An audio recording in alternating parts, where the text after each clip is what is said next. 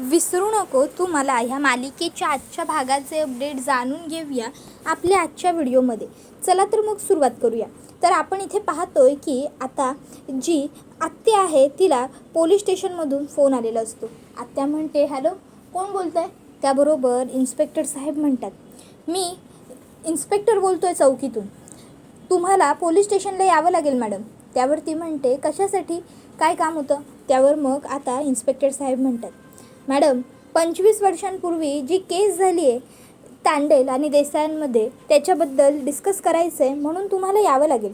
त्याबरोबर लगेचच आता आत्या म्हणते, ठीक आहे येते मी. आणि मग आता ती फोन कट करते. तर दुसऱ्या बाजूला जी सारिका असते ती व्लॉग शूट करत असते.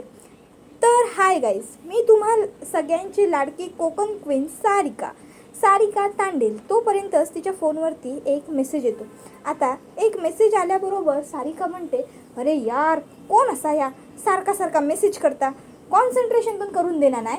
आणि मग आता ती लगेचच तिचा मोबाईल खाली करते आणि काय पाठवलं आहे कुणी ते बघायला घेते. तर त्याच्यामध्ये सूर्या गावातल्या लोकांना पैसे वाटताना दिसत असतो आणि सूर्या सांगत असतो, रक्तदान हे सगळ्यात श्रेष्ठ दान असतं, रक्तदान करायला पुढच्या वेळी नक्की या.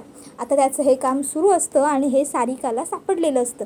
हे बघितल्यावर सारिका खूप खुश होते आणि मग तिला आठवतं की हे पैसे तर सूर्याला सकाळी दादांनी दिले होते बँकेत जमा करण्यासाठी आणि भाईंनी दिलेले पैसे सूर्यादा हे असे वापरतोय. आता ती आश्चर्यचकित होऊन उभीच असते. तोपर्यंत भाई त्या ठिकाणी आलेले असतात. भाई म्हणतात, काय गोचिंगे, काय करतस? त्याबरोबर ती म्हणते, नाही भाई, बोला ना, काय काम होतं काय? त्यावर भाई म्हणतात, अगं सूर्या काय असा ठाव असा काय तुका? त्यावर ती म्हणते, सूर्यादा करत असेल कुठं तरी काहीतरी समाज कल्याण वगैरे, माका काय ठाव?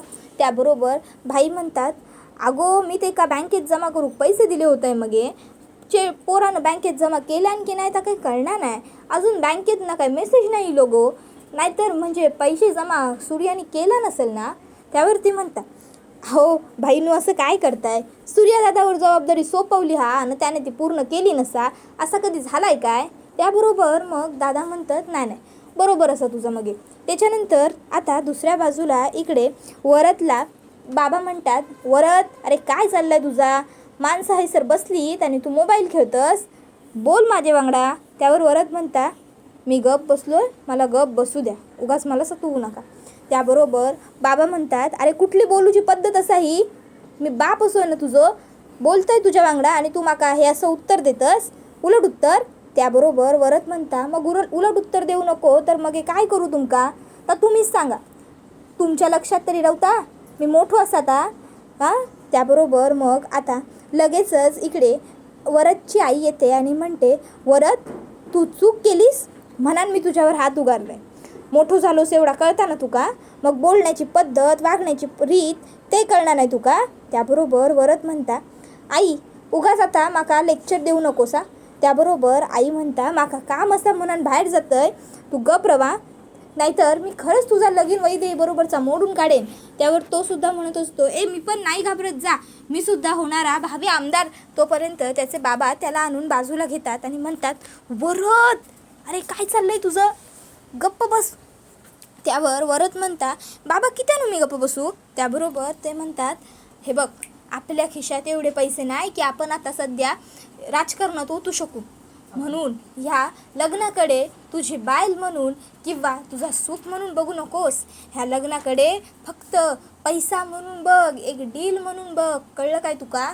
तर दुसऱ्या बाजूक हैसर बयोग दिसत असता, ती घरात लादी पोछा करता आणि तिची सून थैसर खुर्चीवरती, तिच्याच खुर्चीवरती मोठ्या बिमाखात बसलेली असा आणि बयो तिका म्हणता, गो सुनबाई, मी काय एक खाल्ला नसा ग 2 दिवसापासून, माका लय भूक लागली गो माका काहीतरी खाऊक दी गो, लय भूक लागली असा माका, दी काहीतरी खाऊक दी, अगो माझी पाठान पार पोटाक चिपकूप इली असा आता.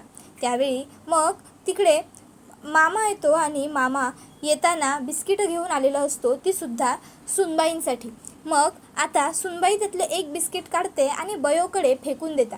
बयो त्या बिस्किट खाऊक घेता इतक्यात मग मामा म्हणता, बयो काय गे, काय अवस्था झाली ग ही तुझी, एकेकाळी ह्याच खुर्चीवर बसून ह्या घरावर ह्या गावावर सत्ता गाजीत होतीस मगे, राज्य करीत होतीस मगे, आणि आज आज हैसर तुझ्या सुनेने तुझा सगळा राज्य गिळून टाकला. तुझ्या सुनेच्या पायांजवळ येऊन बसलंस. बयो काय ही अवस्था झाली तुझी. तुझ्या सुनेनं काय हाल केले गे बयो तुझे हाल तर कुत्रे पण खाणार नाही एवढे वाईट झाले असत. त्यावेळी बयोची सून आता बयोवरती बंदूक धरता आणि आता ती बयो चिडवत असता, घालू गोळी. त्याबरोबर आता मग बयो शुद्धीवर येता, नाही नाही नाही नाही असा म्हणत त्या उठून उभा राहता आणि बघता तर काय तिच्याच घरात असा आणि कोण गोळी बिळी घालूक ती काय येणार नसा. मग ती म्हणता, ह्या बयोचं राज्य संपवूची कोणाची हिंमत नाही, हा कोणी नाही संपवू शकत माझं राज्य. त्याबरोबर आता थैसर मामा येतो आणि मागून बयोक हात लावतो. बयो घाबरता. मामाक बघून ता म्हणता, अरे काय रे तू का करणार नाही सुधीर, ह्या असा कोणी घाबरवता काय एखाद्याक, घाबरले ना म्या. त्याबरोबर तो म्हणता, गे बयो घाबरूक काय झाला, पण काय झालं असं काय. त्यावर ता सांगता, काय नाही ठीक असं समजा. त्याबरोबर मग मामा म्हणता, हां मग बरं बयो पोलीस चौकीतून फोन इलो होतो, तुका पोलीस स्टेशनात जाऊचो असा. त्याबरोबर बयो म्हणता, पोलीस स्टेशनात कित्याक. त्यावर मामा म्हणतो, गे 25 वर्षापूर्वी जा काय प्रकरण घडलं असं की नाही त्याच्यासाठी, तर पोलीस चौकीत तुका जाऊचा लागतला, जातस मग ये. त्यावर बयो म्हणता, ठीक आहे येत आहे मी जाऊन. त्याबरोबर मामा म्हणता, बयो मी पण येऊ काय सांगत. त्यावर बयो म्हणता, नको काय गरज नसा मी बघते, गाडी काढ रे. त्याबरोबर ड्रायव्हर गाडी काढतो. त्याबरोबर आता मामा त्या खुर्चीवर बयोच्या बसून जातच असता इतक्यात थैसून सारिका धावत येतात. मामा मामा मामा मामा म्हणतात, गो गो गो गो गो काय झाला काय, नीट तरी सांग मका. त्याबरोबर सारिका म्हणतात, मामा ह्या बघ काय माझ्या हाती घावला असा. त्याबरोबर मामा म्हणता, काय घावला काय, गो शांतपणे सांग मग ये. मग आता सारिका मामाक तो व्हिडिओ दाखवू लागता. तर दुसऱ्या बाजूला हैसर वरदचे वडील आता त्यांच्या खोलीतून काहीतरी काढत असतात, शोधत असतात. त्यावेळी वरद म्हणतो, बाबांनो काय चाललंय आपलं, आपण आपल्याच घरात हे असे चोरासारखे का फिरतं, काय करताय तुम्ही. त्याबरोबर मग ते म्हणतात, हे बघ. त्यावर तो म्हणतो, काय असा ह्या, एक साधी चिठ्ठी. त्याबरोबर मग ते म्हणतात, ही साधी चिठ्ठी नाही, ही चिठ्ठी तुझ्या भविष्याचा कुलूप असा, ही चिठ्ठी तुझ्या लग्नाची पत्रिका असा. त्याबरोबर आता वरद म्हणतो, माका काय एक कळणार नाही. त्यावर ते म्हणतात, ही चिठ्ठी तुझ्या मामीने म्हणजे विजयाने तुझ्या आवशीक लिहिलेली असा.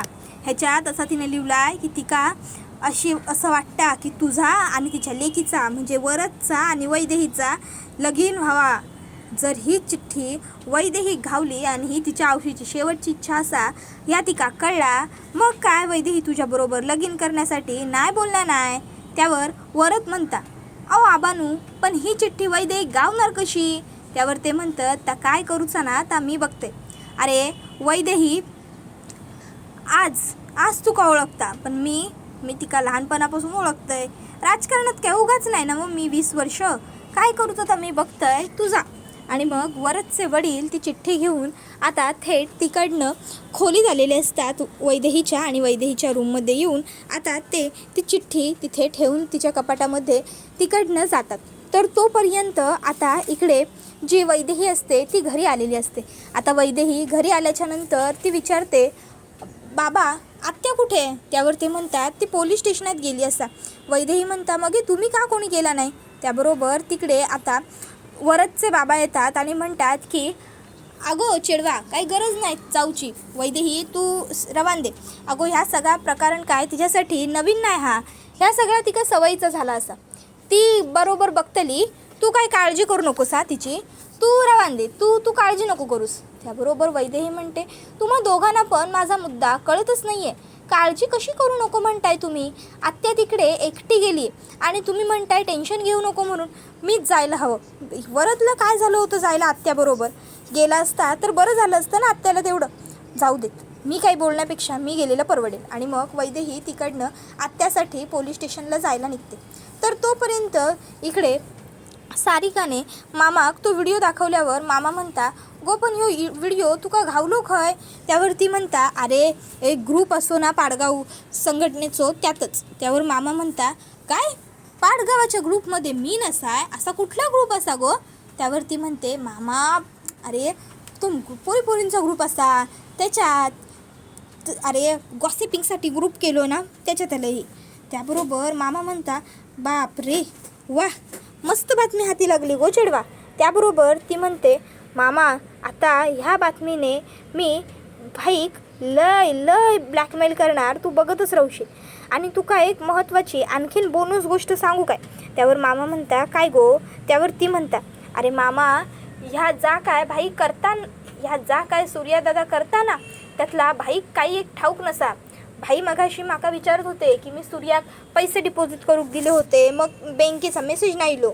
तर दुसऱ्या बाजूक आता हैसर जी असता ती आलेली असता बयो पोलीस स्टेशनात. त्याबरोबर मग तिथे बसलेली आत्या म्हणत असता इन्स्पेक्टर साहेबांनो जुन्या जाणत्या लोकांनी म्हणून ठेवलेला असा जो येळेची किंमत करणार नाही लोक त्याची किंमत करणार नाही. त्याबरोबर मग त्या ठिकाणी बयो येतात आणि बयो म्हणतात इन्स्पेक्टर साहेबांनो या गावात जी लोक जित्ती असत मगे ती लोक ह्याच म्हणतात की बयो तिची नियती आणि येळ स्वतः ठरवता. त्यावेळी मग आता पुढे लगेचच स्वतः हुशार समजणाऱ्या माणसांनी जरा दुसऱ्याच्या येळेचो विचार करूचो असो आता लगेचच वैदेहीच्या आत्या म्हणतात. त्याबरोबर आता बयो तिका काय उत्तर न देता तिच्या माणसाकडे बघता. त्याबरोबर तिचा माणूस खुर्ची पुसता आणि लगेचच बयो बसूक जागा करून देता. बयो त्या खुर्चीवर बसता. त्याबरोबर मग आता लगेचच आत्या म्हणता काय झालं इन्स्पेक्टर साहेबांनो असा कित्याक बघतो? आय्या हो ह्या सगळा नवीन असा मगे तुमच्यासाठी नाही ह्यो सगळा प्रदर्शन आमच्यासाठी नेहमीच झालो असा आमका काय वेगळा वाटणार नाही हा. त्याबरोबर लगेचच आता इकडे वच्ची म्हणता आता जर एखाद्याकडे हत्ती नसेल तर लोक त्या हत्तीक नावं ठेवतात, पण हत्ती पाळूची ताकद नाही आपल्यात असा नाही म्हणत. त्याबरोबर लगेचच इकडे आता पुन्हा वैदेहीची मामीसुद्धा काहीतरी बोलणार असते. त्यावेळी इन्स्पेक्टर साहेब म्हणतात एक मिनिट काय चाललंय तुम्हा दोघींचं? अरे थांबा भांडू नका दोघींनी पण शांत बसा. त्याबरोबर मग आता लगेचच इकडे बयो म्हणतात भांडू नका मगे तुम्ही इकडे बोलावलं ना आमका मग. त्याबरोबर मग लगेचच इन्स्पेक्टर साहेब म्हणतात मी तुम्हाला इकडे असलेलं भांडण मिटवायला बोलवलं ना की नवीन भांडण सुरू करायला. त्यावर आता त्या दोघी विचारतात म्हणजे? त्याबरोबर इन्स्पेक्टर साहेब म्हणतात म्हणजे असं की आम्हाला सगळ्यांनाच पोलिसांना असं वाटत आहे की आत्ता हे भांडण जे तुम्हा दोघींमध्ये आहे ना ते भांडण आता मिटायला हवं नाही, म्हणजे आता ह्या भांडणाची काही गरज उरलेलीच नाही आहे.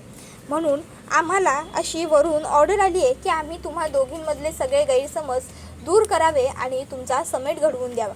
25 वर्षांपूर्वी तुमच्या वडिलांचो जो खून झालो होतो तो आता अजून गुन्हेगार समोर इलो नसा. त्याबरोबर वच्ची म्हणतात ताच गुन्हेगार समोर इलो नाही. त्याबरोबर मग आता इन्स्पेक्टर साहेब म्हणतात आम्ही खूप शोध घेतला पण देसायांच्या घरचं कोणीच सापडलं नाही, म्हणून याचा अर्थ असा होतो की कदाचित गुन्हेगार जिवंत आहे पण त्यांनी अजून काहीही हालचाल केलेली नाही आहे. त्याबरोबर मग वच्ची पुढे आणखीन बडबड करतात. त्याबरोबर मग मात्र इकडे आत्याचं पण डोकं फिरता आणि आत्या म्हणता ए गपराव माझ्या भावाबद्दल बोलताना तुका काय वाटणार नाही हां? आणि अगो स्वतःच्या चुका लपविण्यासाठी आहे ना उगाच माका नावं नको ठेवूस समजलं मगे हां? तुमच्यासारख्या घराण्यातली लोक असतात ना त्यांच्यामुळेच आमच्यासारख्या लोकांना सामान्य माणसांना गुन्हेगार बनवू लागता समजलं मगे माझ्या भावाशी दोष देतस. त्याबरोबर आता वच्ची म्हणत असता जेव्हा स्वतःच्या घरच्यांका अशा रक्ताच्या थारोळ्यात लोळताना बघशील मगे तेव्हा समजेल तुका काय दुःख होत आता. रवान दे आता सध्या तरी तुका काय एक समजणार नाही. आणि इन्स्पेक्टर साहेबांनो तुम्ही लक्षात ठेवा जोपर्यंत हिचो भाव घावत नाही किंवा तो माझ्या हाती लागून मी त्याचं फडशा पाडत नाही ना तोवर ही केस बंद होऊची नाही. त्याबरोबर त्या ठिकाणी वैदेही आलेली असते. आता वैदेहीक बघून वच्ची म्हणतात काय गे पुन्हा कुठल्या पेशंटाक चुकीचा इंजेक्शन दिलास की काय? नाही धावत पळत इलीस हाय सर मला विचारतंय. त्यावर वैदेही म्हणते ओ तुम्ही नेहमी. त्याबरोबर वच्ची म्हणता गे तुझ्या वांगडा बोलूसाठी मला येळ नसा नंतर कधीतरी बघून घेईन तुझ्याकडे. आणि मग ती तिकडनं निघून जाऊ लागते. आता हे सगळं काही आत्या बघत असते. आत्या विचार करते की कुठल्या एक परिस्थितीत ही का हे समजूक नको की ही आमच्या घरची चेडू असा म्हणाल. नाहीतर सगळ्या गोष्टींची वाट लागून जाईल. त्याबरोबर मग आता इकडे वच्छी थैसून निघून गेल्याच्या नंतर आत्या थै येता आणि वैदेहिक विचारता, काय गो चिडवा, काय झाला, काय बोलत होती ती तुझ्या वांगडा?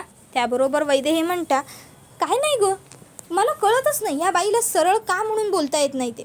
त्याबरोबर आत्या म्हणते, अगो जाऊ दे तिका, तिच्यावर लक्ष तू देऊ नकोस, ती तशीच असा.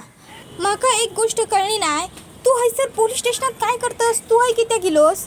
त्याबरोबर मग ती म्हणते, अगं आत्या असं काय करतेस, तू पोलीस स्टेशनमध्ये होतीस म्हणून मी आले इथे, तुझ्यासाठी आले. त्याबरोबर आत्या म्हणते, माझ्यासाठी की बाय माझ्यासाठी किती गेलंस गो पोरा, गो हैसर काय नाही, ता नेहमीचाच असा एक जुनो हिशोब असा तो चुकवायचा होतो, तो रवान दे, तू त्याच्यात पडू नकोस गो, तू चल घराकडे चल, सांगताय मी तुका नंतर सगळा सांगताय, चल चल. आणि मग आता आत्या आणि वैदू दोघीजणी निघतात. त्यानंतर आता इथे सूर्य उशिरा घरी आलेलो असता आणि तो भाईंका विचारता, भाईनू काय हो, एवढी रात्र झाली तरी अजून तुम्ही झोपणार नाही? त्याबरोबर भाई म्हणतात, वा म्हणजे पोरांनी असा उशिरा यायचा आणि वरनं बापाशी विचारायचा झोपलं नाही म्हणून, चांगलं चाललं आहे.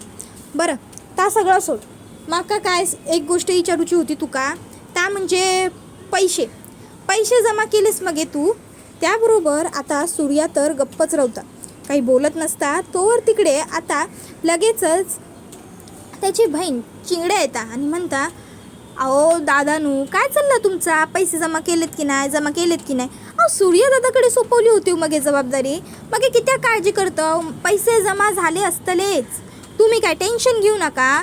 त्याबरोबर मग लगेचच आता सूर्या हा तिच्याकडे बघतच राहतो.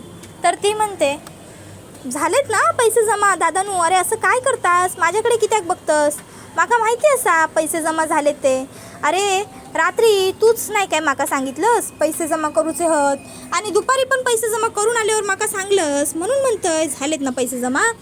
त्यानंतर मग दादा तिकडनं निघून जातात. तर आता चिंगड्या तो व्हिडिओ सूर्या दाखवता आणि म्हणता, तुझी बाजू घेण्याची काय माका हाऊस इली नव्हती हा. त्याबरोबर सूर्या म्हणता, चिंगड्या ह्या व्हिडिओ तुझ्याकडे खैसून आला? त्यावरती म्हणते, सूर्यादा ह्या माझ्याकडे खैसून आला, काय झाला ह्या महत्त्वाचा नसा रे, आता महत्त्वाचा काय असा. त्याबरोबर दुसऱ्या बाजूक आता वैदेही तिच्या रूममध्ये आलेली असते.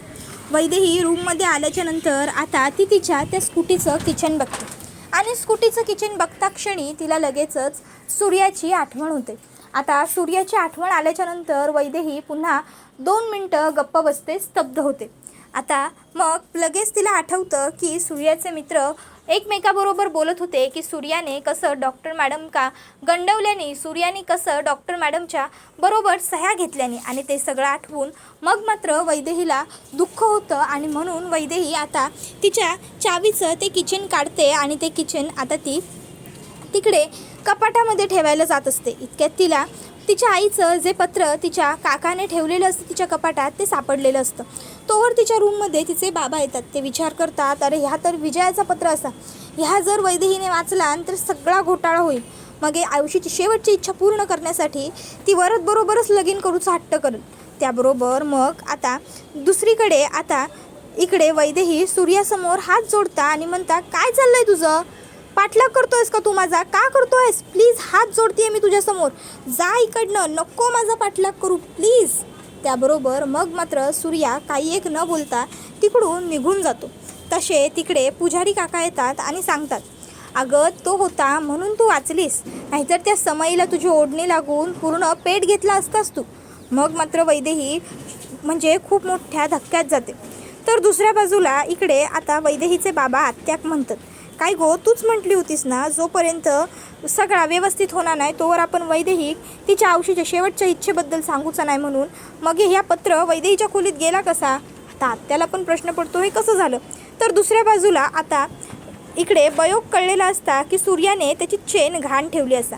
बयो म्हणता, तुझी चेन कुठे गेली सूर्या.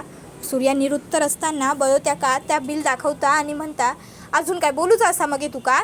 मग मात्र आता सूर्या घाबरता आणि हा व्हिडिओ हैसरच संपता. व्हिडिओ आवडला असताना तर व्हिडिओ लाईक करा, चॅनल का सबस्क्राईब करा आणि बेल आयकॉन आठवणीने प्रेस करा. धन्यवाद.